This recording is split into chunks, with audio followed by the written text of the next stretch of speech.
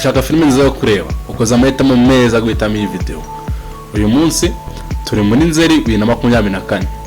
Ati ko mvuze muri Nzeri nshaka bavuga September cyangwa kavuga kwa 9 mu mibare. Nukuvuga iyi list yose twakuzaniye ishingiye kuri aya matariki. Tutitaye ku bwoko bwa filime twaguteguye list irimo filime za action, high school, horror n'izira z'ibyikango, drama n'izindi zose. Ikitondero nta seri cyangwa se filime z'uruherekane uri busanga muri iyi video. Mushaka filime za seri cyangwa z'uruherekane, iyo video turi kuyikora vuba uraza kuyisanga kuri channel yacu. Urakoze. By the way, urakaza neza kuri Genius Rwanda Group. Tutarakomeza ngo tuzi kubwiza filime niba uri mushya kuri iyi channel, ibuka ukanda subscribe hano hasi.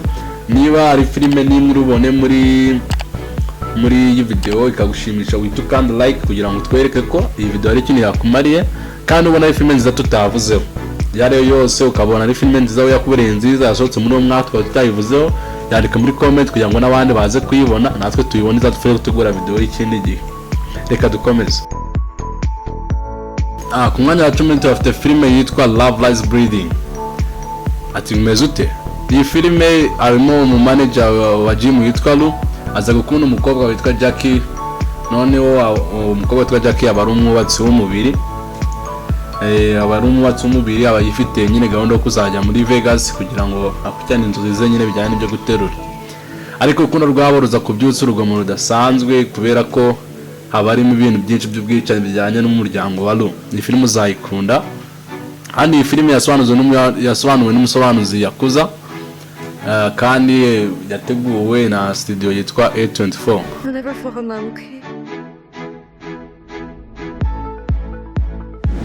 Ku mwanya wa 9 hakaza filime yitwa Ghostbusters Frozen Empire.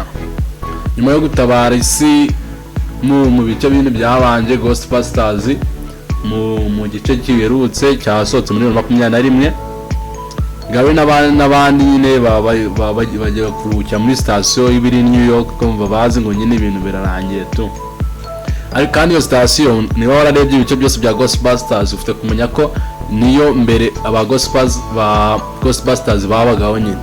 Iyo filime ya mbere yasohotse muri 1984, ubwo mwarayirebye murabimbwira muri comment. Noneho bagiye kuruhuka ariko nyine mu gihe batekerezaga ko bagiye kwigira amahoro bikarangira, irindi tsinda risinzwe nyine nk'ibyo bakoraga riza gusitara ku kintu bidasanzwe, kikaza gufungura imbaraga bikaza gutera akajagari nyine. Noneho ba Ghostbusters baza kubona nyine batakomeza kwicara aho ngaho, kongera bagahaguruka nyine bakajya gutabara isi nk'ibisanzwe. Iyi filime nawe warakunze Ghostbusters za mbere n'ingiyo nakubwira ko utari buyange kuko yaje umvari cabana kabisa. Noneho umusobanuzi wayisobanuye nabo nabonye, ariko yakozwe na Sony Pictures. Wajya ariko kuyishaka aho usanga filime, niba ukunda filime zisobanuye wayisangayo.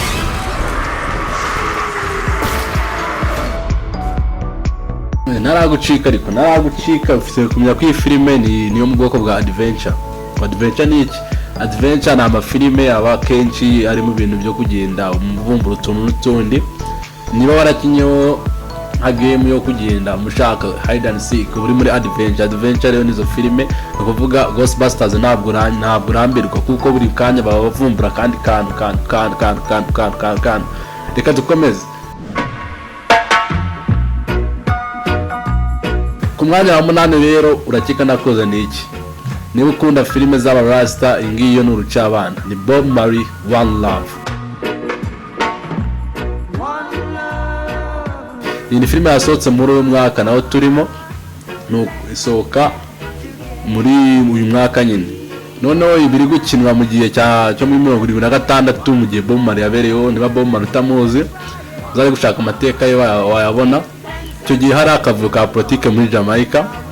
Noneho Bob Marley yatangiye igitaramo cy'amahoro yakita Smile Jamaica. Mu gihe ari kugitegura we n'umugore we baraza barasaba mu rugo rwe, ariko Bob Marley ababazwa n'icyo gitaramo, nuko nyine bashaka nyine kugira ngo batayikomeza kugitegura, ko Bob Marley avate wapi gitaramo turakomeza tugikore.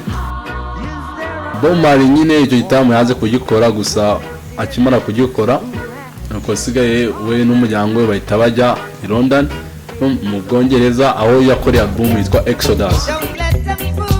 iyi album yitwa Exodus nta muntu utayizi keretse umuntu utumva ingoma za reggae kuko yaje gukwira ku isi yose na mu Rwanda turacyayibona n'ubu.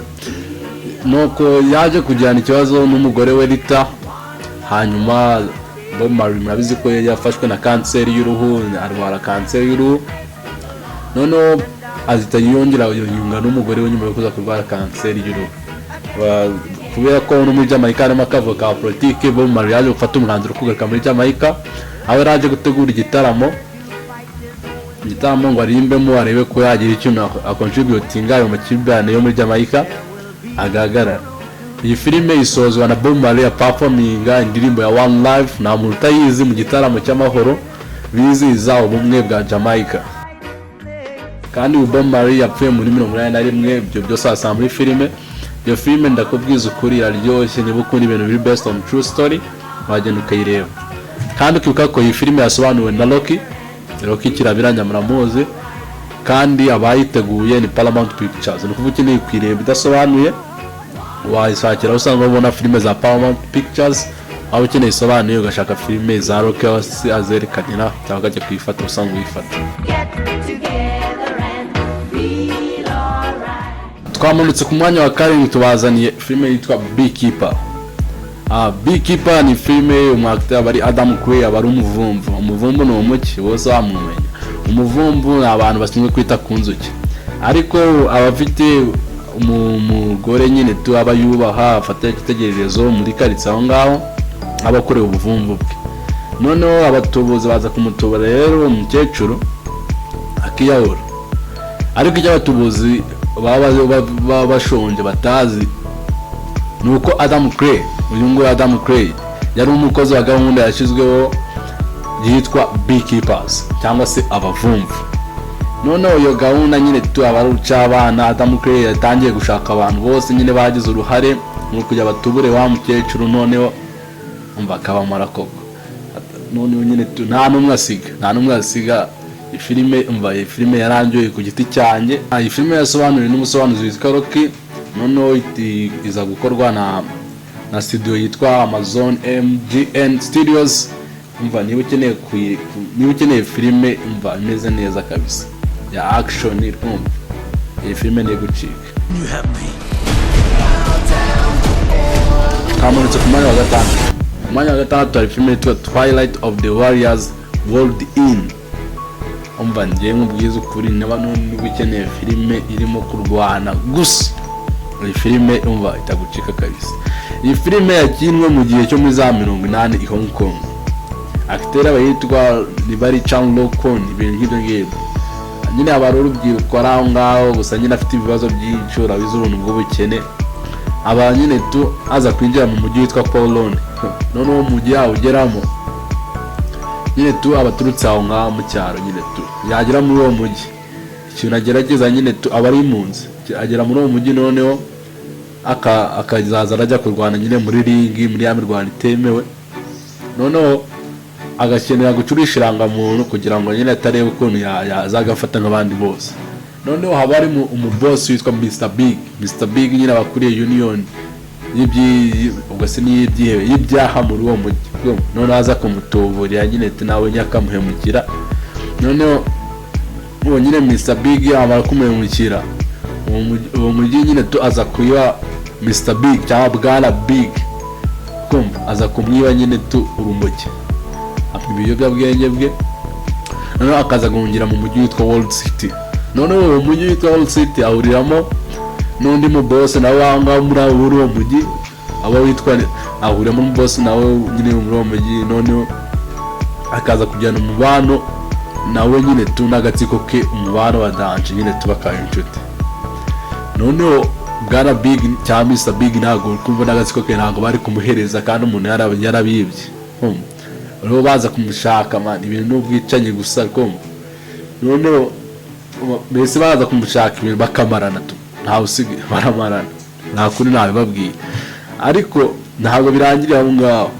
Ise wa acteur nyine tu uyu Chan Lokon, abo nyine ise abanye yaramenyekanye ku izina ry'umwami w'abicanyi abarisha umuryango, undi mukinnyi uri muri filime witwa Chao. noneho uwo mukiye nawe aza gushaka nyiracteur wacu nawe afite kwishyura kubwo se yarishe ise wowe nyine. noneho nyine biga kabisa. iyi filime yasobanuriwe na Sankara, noneho itegurwa na Media Asian Film Production. wayibona nyine ahantu hose wayishakira, ukeneye isobanura cyangwa idasobanuye wayibona.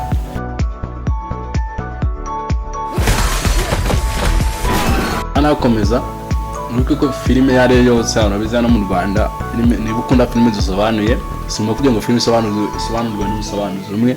Kuba ngiye mba nararebye umusobanuzi ngo nawe nyine nuwagize amahirwe yuko mbona ko ari wayisobanuye. ariko niba ari umusobanuzi wabonye cyo kuba na mentioninze ko ari wayisobanuye akaba atari we ukunda filime ze, wagerageza ukajya kwishaka. kuzo filime ni nziza wagerageza kwishaka. ntabwo ari ngombwa kugira ngo filime isobanurwe n'umusobanuzi umwe. komeza rero ku mwanya wa 5 turasanga noneho filime ngoma ni mwabo tugiye kwasanga filime yitwa Kung Fu Panda igice cya 4. ni filime ya cartoon ni igitente. ati ngo noneho tugiye no mu bitente. nakubwiza ukuri mba iyi filime ni nziza. niba uzi ko warebye ibice bya mbere ntibizane ibyo ni ibitente. iyi filime ni nziza kuko mu bice bya mbere babizi byarangiye nyine Po yari yabaye Dragon Warrior kumva, kandi yari atsinze abantu benshi nyine noneho muri iki gice nyine yagombaga kwegura akava nyine ku bintu byo kuba Dragon Warrior ahubwo akaba spiritual leader wa World Peace cyangwa ikibaye cy'amahoro. noneho agomba rero guhitamo umuntu umusimbura nka akaba Dragon Warrior, noneho nyine agasigara ari spiritual leader nyine wa World Peace. ariko kibabaje abari umupfumu umba wihinduranya nyine takinda kigiye ikindi gutyo bamwita Chameleon. aza kubyivangamo nyine akagaruka, noneho akaza none ababera mubi ntabwo azawe wenyine, ahubwo itagarura babandi bose Po nyine aba yarahanganye nabo mu bice byose bitatu byabanje. ubwo nyine tubade bande bose akahita bazana nabo bakaza muri iyi ngiyi nyine ukeneye kubireba bireye ukuntu byagenze.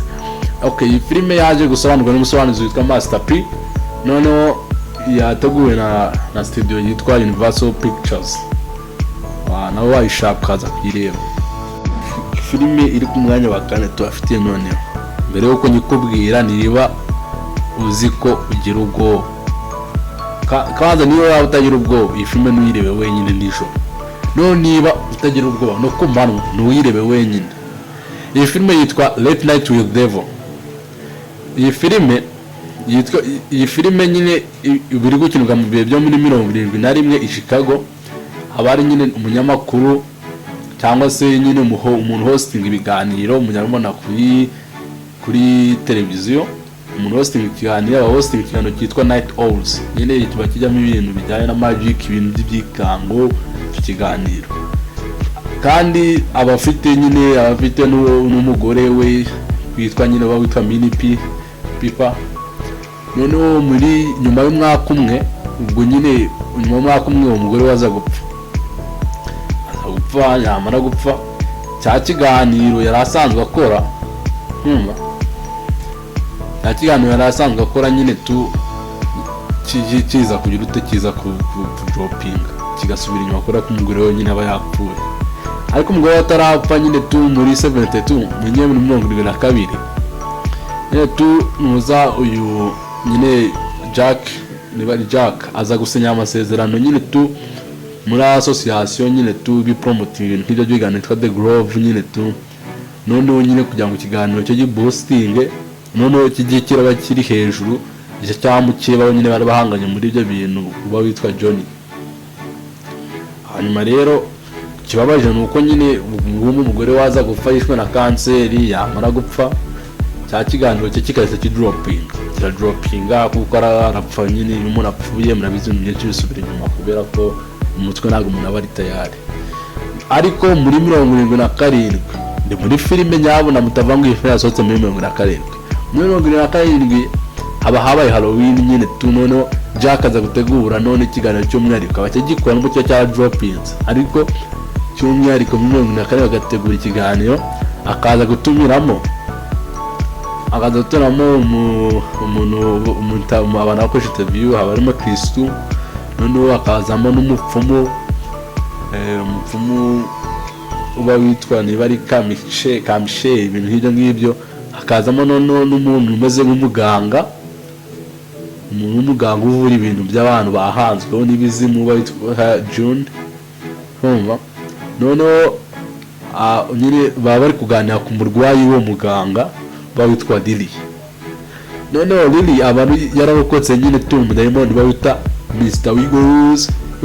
Noneho kandi nyine akavuga ko uwo mudayimoni nubwo yamurokotse akirimo mu mubiri we. Noneho Jack aza kubasaba ngo nyine uwo mudayimoni yitwa Mr. Wiggles bamuhamagare. Wa muganga witwa John akamubuza akabiti nyabona ibintu urimo urabizi, akabatuye amuhamagara umudayimoni tumurebe kuri televiziyo. Kuva uwo mwanya rero ibintu bidasanzwe muri studio bitangira ku bintu bikaba cyabana. Niba ukunda filime z'ibyikango, iyi filime ya horror kabisa uyishake ni gucika. Iyi filime ntabwo nabashije kubona umusobanuzi wayikoze, ariko iyi filime yakozwe na IFC Films. Nibuzi ukunda kureba filime z'ibyikango, iyi studio urayizi, Umbrella Entertainment na Sheda, muze kuyireba kabisa. Lily returned to me. Kumwanya wa gatatu noneho, kumwanya wa gatatu twabaza umva filime iri kumwanya wa gatatu, Godzilla X Kong The New Empire. Nyuma ya show badukubise rero mu gice giherutse cyasohotse muri 2021. Umva urabizi ko bari kurwanya nyine n'iki nyamakuru cyaki mu bwoko bwa Mega, bari mecha Godzilla ibintu nk'ibyo ngibyo cyako takiye kuma Godzilla. Mbese amahoro hagati ya Godzilla na Kong nabizi ko icyo cyarangiye ibintu bimeze fresh, ariko muri iki gice cyatangira ibintu bigiye kongera bigasubira bigiye kwanga. Noneho nyine Kong we yarari tegese nyine muri Hollow Earth nyine tuyasi yo hayo umunsi isi nyine hagati y'isi n'uyara Kong yarari, naho Godzilla iri kurinda agace nyine kayo tu peace. Noneho sinyali zidasobanutse ibintu njye by'amasinyali natangiye nyine gukurura nyine Dr. nyine Andrews mu muzi uramukobwa uramu Dr. burimo. Noneho hamwe na rya tsinda rya nyine gatangira bakabati nyamara mu ndayisa ari ikintu kitari kugenda neza, kandi murabizi ko ari Kongo yarari. Noneho birangira n'ubundi bagiyeyo bakajyayo kunye kureba byari byo. Noneho bakaza kuvumbura nyine amabanga ya kera cyane, urumva yarashobora guhindura ibintu byose bakabona ko ejo hazaza hisi yacu nyine bw'iyo hejuru ariko nagana kabisa kukagoza. Noneho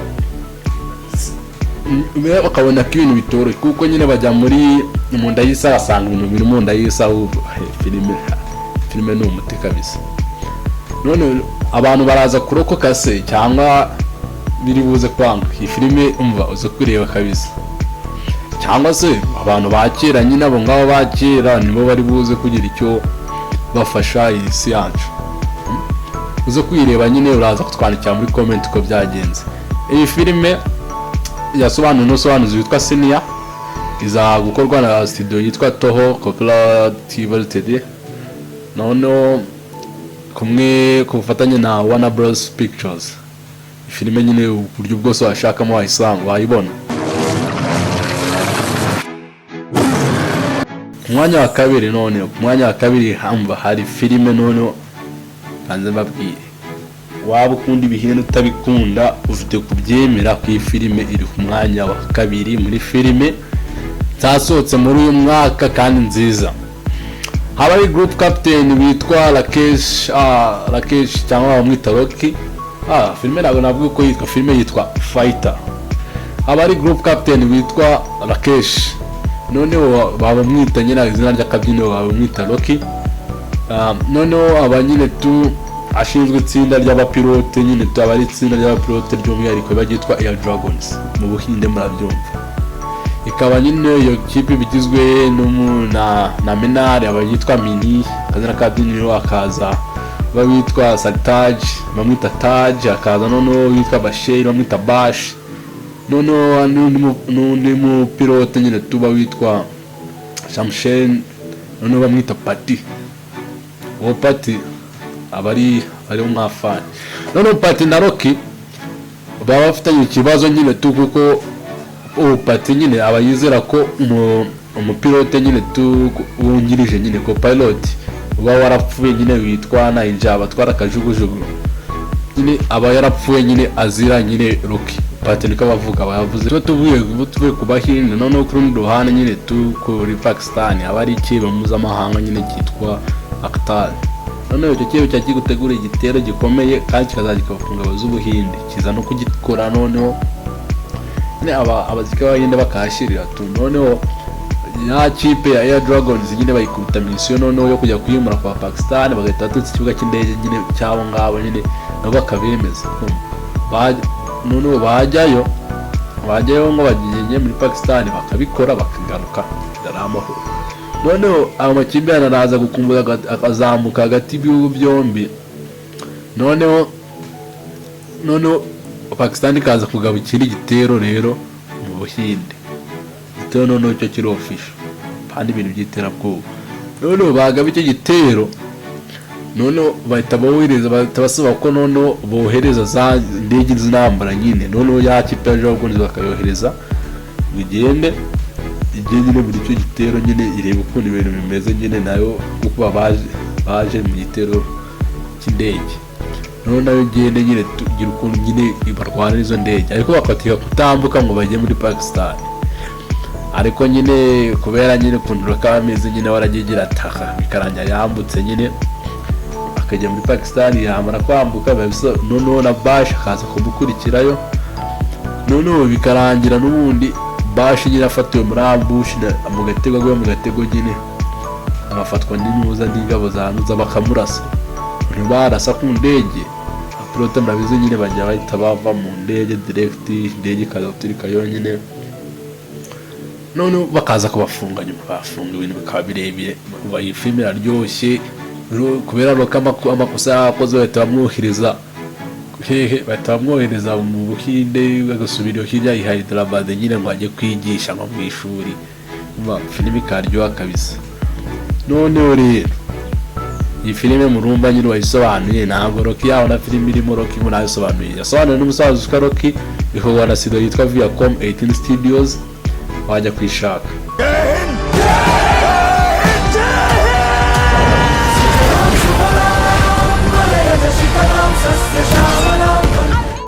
Mbere yuko dukomeza na filime noneho iri ku mwanya wa mbere niba uzi ko ari filime none naguteguriye zitari muri iyi liste gusa niba uzi ko kumura filime noneho y'urusoro isasu ku isasu shaka filime yitwa Land of Bad. None uzi ko ukunda filime za high school shaka filime yitwa Mean Girls. Do you like them? Sure. Oh no, I don't have any. I was just... You're a mess. So none ukunda filime ya romantic na action bivanze ushaka filime yitwa Union. Okay, here we go. All right, yeah, he's dead. So nazo ni filime cyashya uzirebe ziraza kugira icyo zaza ryoshye kabisa gusa zo ntago ziri muri rutonde. Noneho ku mwanya wa mbere hari filime yitwa Dune Part 2. Believe it or not iyi filime ni iri ku mwanya wa mbere. Iki cya kabiri gusa wararebye cyambere utakirebye iyi filime nyine ni filime kwayo wayireba. Noneho nyuma yo kurimbura inzu nyine tu yaba Atreides nyine tu umuhungu nyine yaba Atreides nyine tu nyine mu gice cy'ubushinzwe. Noneho Paul nyine na nyina na se nyine baba barangwa bari kumenya ibyabo tu Paul. Noneho mu gihe Paul atangiye nyine kwiyegereza umukobwa w'umufilimi nyine witwa cyane abandi bafilimi batangira kumusuzugura ariko hagataho ngaho Balo abo nyine atangira gukira akiri bikomere bye nyine tu none akaza no kwigarurira Arrakis amara kwigarurira nyine Arrakis bikure ya Laban none akayihereza mwishawe nyine tu akayihereza mwishawe wo mu mutwe nyine wa Fade Lubutanye. None Paul nyine mu gihe yari ari mu byo by'urukundo we ngo na cyane kumva nyine yari afite amahitamo abiri either afite nyine guhitamo gukundana n'umukobwa cyangwa agende nyine ayobore abafremi amese wabo. None Paul nyine yasigaye nta mahitamo afite aguma bwo ku mwanya nyine tu hamwe n'abafremi nyine noneho nyine arabayobora. nyine cyangwa se nyine nyine akajya kuba ari kumwe n'uwo mukobwa nyine yari yawe nyine tu, ariko yo yahisemo nyine kuba umwanya we nyine tu, kuko ntabwo yari kujya mu by'inkunda, priorite nyine ziza imbere. Noneho aza nyine kuhita nyine ahaguruka nyine akaza guhangana n'umwami nyine w'inzu yo muri Babylon nyine, akaza guhangana n'uwo mwami. Iyi filime ni nziza kabisa, waba urabyishe cyane utarakirebye iyi filime wayirebera aho igeze, gusa nyine ndabyo igice cya mbere byabiza kurushaho. Wait, utaragenda niba uri mushya kuri iyi channel kanda subscribe kugira ngo ugere akomeze ubone n'andi ma video ameze neza, kandi nubona ari filime nziza tutakubwiyeho yandikire muri comment kugira n'abandi bayibone natwe tuyibone, bizadufashe mu video utaha. Niyagira filime nziza yari yose ubonamo ukabona filime nziza mbese ukabona twabigukoreye, ubwo ukanda like urabutweretse. Murakoze.